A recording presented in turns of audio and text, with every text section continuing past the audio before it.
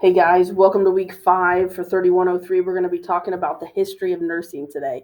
I know that's not always super interesting, but I think it's really important to know where we came from. You do have a quiz to take this week. You only have 2 attempts. You will need to read the articles and listen to this lecture if you want to do well on the quiz. I'm hoping this lecture will kind of help you zero in on the important stuff within the reading so you can study for the quiz. So, nursing then and now. I enjoy this quote from Florence Nightingale. It was in the opening of the chapter Roots of the Profession, and basically she's just trying to say that at one point, at least back then, and I think this is still true today, women have at one time or another been a nurse for somebody in general. Back then, women sat with other women when they gave birth, and they sat with the sick and the dying. So I think even though they didn't have any professional training, Florence is trying to say every woman is a nurse. I think if you're a mom, you really get that. That really can resonate with you. So, nursing in the Overland Trail. During this time, the Transcontinental Railroad was completed, and North Americans were migrating west on the wagon trail. Where were they going? They were going to California. What were they doing?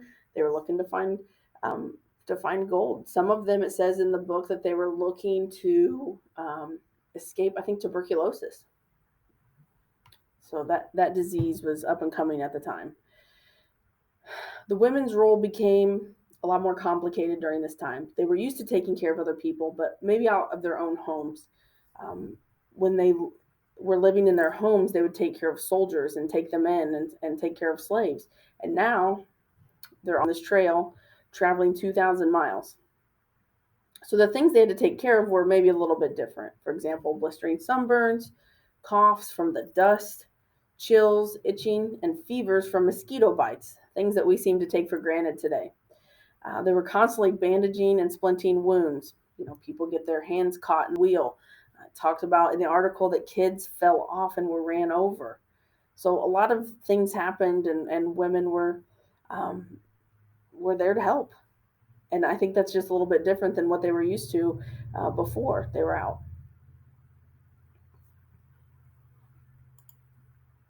Oh, let me go back one slide here. I forgot to mention restoring the balance of humors. I did have to look this up after I read about it. So, diseases were thought back then to have their own origin. Like they had an imbalance in one of the 3 cardinal humors. They believed that all diseases came from either the blood, phlegm, or bile. And based on that is how they treated it. One of the things that they did was bloodletting or bleeding. If I remember right, one of our presidents, I think George Washington, died from this. Was thought to have disease in the blood, so they literally let him bleed out for a little while, hoping to get rid of that disease. Doesn't make a whole lot of sense now, but I'm sure it did back then. So that's what I mean by those cardinal humors. They were restoring the balance of the humors in the body. So for doing that, bloodletting, they used teas, roots, and other herbal medications to help with that.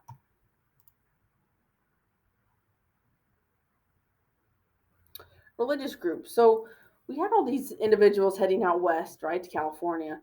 But at the same time, we had a lot of immigrants coming from Eastern Europe to the eastern part of the US. While this was happening, we had a lot of overcrowding, lack of plumbing, inadequate sewage, which caused epidemics of illness, and really no way to address that problem. So at this time, these individuals stepped up to help. The Catholic Sisterhood stepped up to take care of sick individuals. I believe they were based out of like Kentucky, if I remember right. The Oblate Sisters cared for more than 200 patients in Baltimore. And the Irish Sisters started a hospital in Pittsburgh. And if you read on in the article, they went on, I believe, to also start a hospital in Chicago. So again, not formally trained, but they were out helping take care of individuals. Some nursing leaders that the article talks about are listed here. Um, Dorothea Dix, we talk about her in another class that I teach, and I really have a lot of respect for this lady. She basically stood up for the mentally ill. She saw how mentally ill were being treated. They were housed in cages, cellars, stalls, pens. They were chained naked and beaten with rods, and they tried to lash them into obedience. And so she actually had some legislative success that led to the renovation of existing asylums. And I think that's huge because I think mental health is still a taboo topic today, which I don't agree with. But for her to stand up for that so long ago was just, it's a really big deal. Clara Barton, she was known as the angel of the battlefield. Mary Finney, she worked with Dorothea Dix. Um, she was kind of known as the upper class Civil War nurse from Alexandria, Virginia. She documented some very horrible conditions that she had to be in, dirty, inadequate help. There were no supplies. It was interesting to read about her in those articles. Walt Whitman is actually a male. He was a journalist and a teacher, and he kind of did the little things with soldiers. He visited them, maybe helped them write letters home, brought them fruit, brought them snacks, just tried to really lift their spirits in any way that he could. The article says that it estimates that he saw over 80,000 soldiers before the war was over. And then the last one, Mary Ann. I think they also refer to her as Mother. I can't pronounce her last name. Bickerdike. Um, she was recognized for revolutionizing. Sorry, that was poor. The medical conditions in military camps.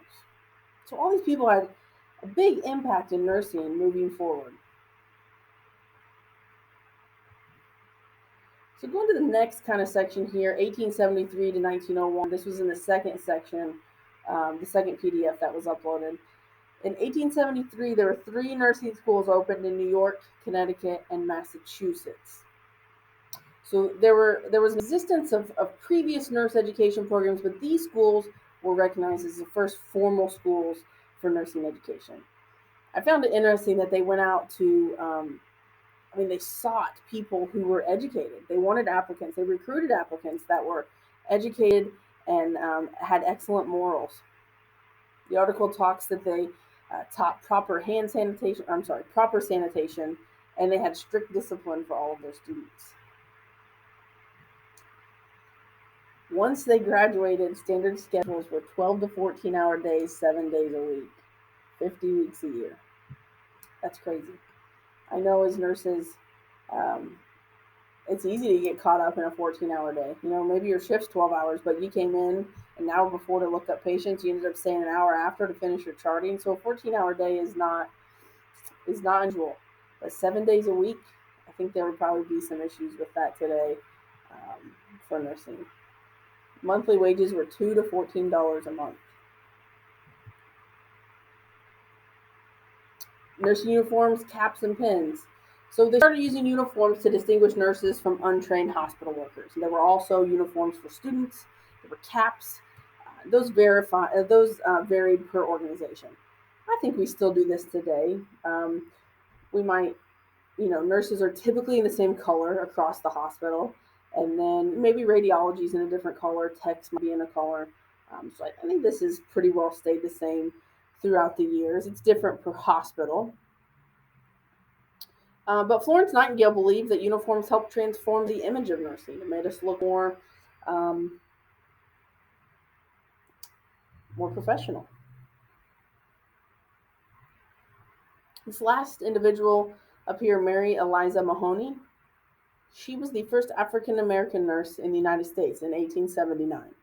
So after the Civil War ended, African American women fought against racism and sexism, as they should. And she was the first nurse to come out, the first African American nurse to get through training. So what's changed between nursing then and nursing today? I know we're talking big change. 1901 to 2021, 22, sorry. Big changes, right? That's a long time. But some things that have changed recently, maybe in the last 10, 20 years that I've noticed, is there's been a lot of educational changes throughout nursing. I don't know if you keep up with education, but the NCLEX is changing. It's going to more of a format of case studies and answering questions, and critical thinking. So they're trying to change um, how new nurses, or they want to be sure that new nurses have the proper critical thinking skills. A lot of nursing programs are going to a concept-based nursing, which is we started a program here at EIU, and we are teaching a concept-based program. So it has a lot to do with like a flipped classroom, and the whole idea is if you can understand certain concepts, hopefully you can use that knowledge to take care of critical patients and to think um, and to think. I can't think of what I'm thinking of. Critically, that's what I'm thinking of. So if you understand perfusion, or if you understand, for example, let's say you understand oxygenation and gas exchange. If you can understand those two things, then you can take those tools and and and figure out questions about pneumonia, um, or things, diseases of those sorts. Evidence-based practice is huge. Nurses are using evidence-based practice all the time now to implement changes within their hospital and better patient outcomes. What changes do you see moving forward in nursing? If you want to send me an email for 2 bonus points, I would love to hear what you think is going to change. And you can even use the COVID-19 pandemic. What have you seen change? So send me an email with your last name in the title, week 5, bonus points, of how you think nursing is changing moving forward, or how the COVID-19 pandemic, how your job has changed. Um, Send that to me in an email, and I will add 2 bonus points on at the end of the semester for that. Here's what I think is going to happen. I think more of a home health. I think home health is huge now. I think it was getting bigger before the COVID-19 pandemic, but now it's blown up. Um, and I think telehealth is huge. I think it's going to continue to be huge as well. So COVID-19, there was an article about COVID-19. It's not very long. I highly suggest you go look at it.